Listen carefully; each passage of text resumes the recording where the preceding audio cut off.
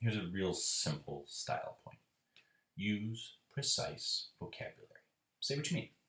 You would never say 3 if you meant 4. And similarly, you shouldn't say some if you mean 4. Remember, the goal of writing is to communicate an idea. If you don't say exactly what you mean, how can you expect your reader to understand? Here's some simple examples.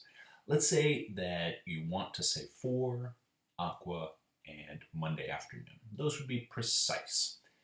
It would be wrong then to say 3 or blue or Tuesday. Those things are just not the same thing. But it's just as bad to be imprecise and say something like some or bluish green or early in the week. With other words, it gets harder, but it's just as important. I don't mean to sound like a lawyer, but there's a difference between words like complete and exhaustive and thorough.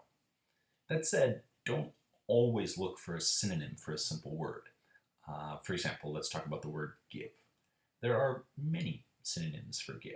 You can deliver, donate, or dole out. You might pass or pony up or present. And if you're doing any of those things, then you should use that word. But if you're simply giving, then just say give. Being precise is not the same as always using a fancy synonym. For fun for me, let's look at how a few sentences change as we pick a new synonym. I gave him that. That's a simple version. The emphasis is just on the giving. No extra meaning. I donated that to him.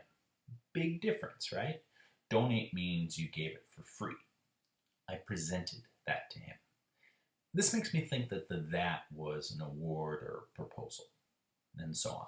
The many synonyms of English are one of the things that make it a cool language, so I hope you have fun with that.